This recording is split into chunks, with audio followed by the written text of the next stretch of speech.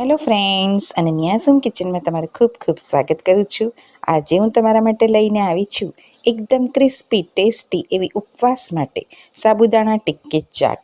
આ સાબુદાણા ટિક્કી ચાટ તમે પહેલાં ક્યારેય ના ખાધી હોય એવી એકદમ ક્રિસ્પી સાબુદાણાની ટિક્કી બનાવીશું. સાથે એકદમ ટેસ્ટી ચટપટી દહીંવાળી ચટણી રેડી કરીશું. તો ચલો ઉપવાસ માટે એકદમ ટેસ્ટી ક્રિસ્પી સાબુદાણાની ચાટ રેડી કરીએ.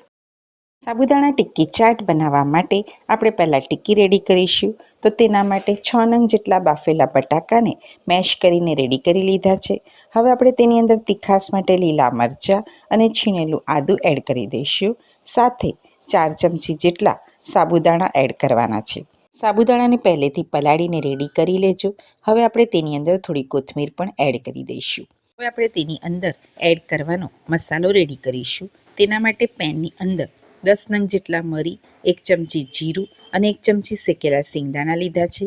આ બધા ઇન્ગ્રીડિયન્ટ્સને આપણે 2 મિનિટ શેકી લઈશું અને મિક્સરની અંદર તેનો પાવડર રેડી કરી લઈશું. મસાલાને આપણે ટિક્કીના બેટરમાં એડ કરી દઈશું. એ પ્રમાણે ફરાળી મીઠું પણ એડ કરી દઈશું. થોડું કાશ્મીરી લાલ મરચું એડ કર્યું છે અને બેટરને હલકા હાથે મિક્સ કરી લઈશું.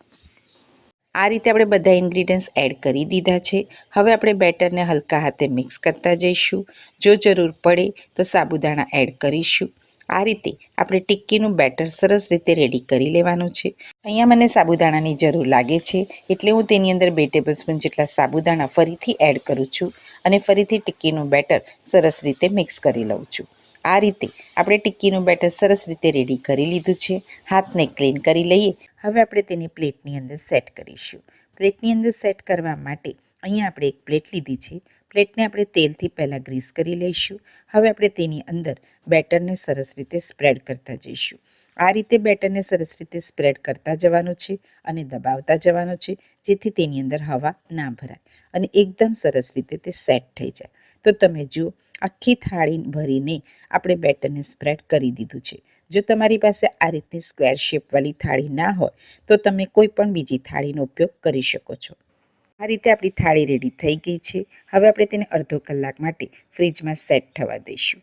આ રીતે કરવાથી તેની અંદર બધા મસાલા એકબીજાની અંદર સરસ રીતે મિક્સ થઈ જશે અને એકદમ સરસ એવો ફ્લેવર આવી જશે. સાથે બટાકાની અંદરનું જે પાણી હોય તે સાબુદાણા પી જશે અને સરસ રીતે તેનો મસાલો બધા મસાલાની અંદર ભળી જશે. આ રીતે એકદમ ક્રિસ્પી ટિક્કી આપણી રેડી થશે. તો હવે થાળીને આપણે ફ્રીજની અંદર સેટ કરવા માટે મૂકી દીધું છે. ત્યાં સુધી તેની સાથે સર્વ થતી ઉપવાસ માટેની એકદમ ટેસ્ટી દહીંવાળી ચટણી રેડી કરીએ. ચટણી બનાવવા માટે એક બાઉલની અંદર કોથમીર, ફુદીનાના પાન સાથે એક પેન લીધો છે. તેની અંદર 1 ચમચી ગરમ તેલ, શેકેલા સિંગદાણા, મરચાં, આદું અને લીમડાના પાન લઈશું. આ પેનને ગેસ પર મૂકી દઈશું અને 2 મિનિટ સરસ રીતે શેકી લઈશું.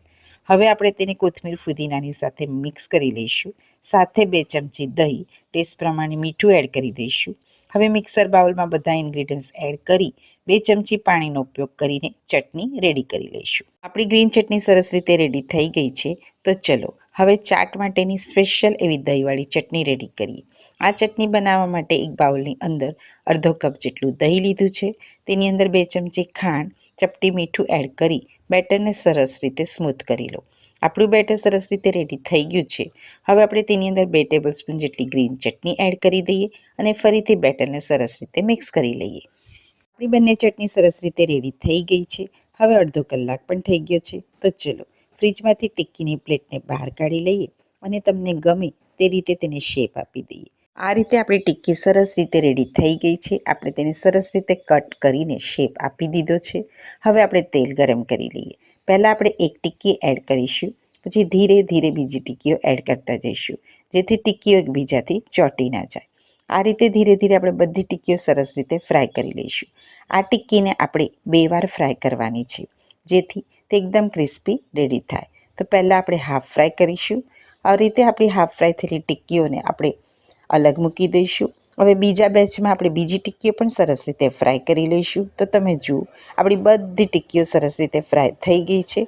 હવે આપણે ફરીથી બધી ટિક્કીઓને 2 થી 3 મિનિટ સરસ રીતે ફ્રાય કરી લઈશું.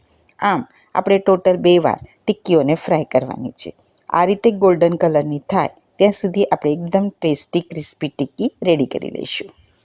જો આપણી બધી ટિક્કી સરસ રીતે ફ્રાય થઈ ગઈ છે, એકદમ ક્રિસ્પી રેડી થઈ ગઈ છે. તો ચલો ટિક્કી ચાટને આપણે સર્વ કરી દઈએ. તેના માટે પ્લેટ લીધી છે. પ્લેટમાં દહીંવાળી ચટણી એડ કરી દઈએ.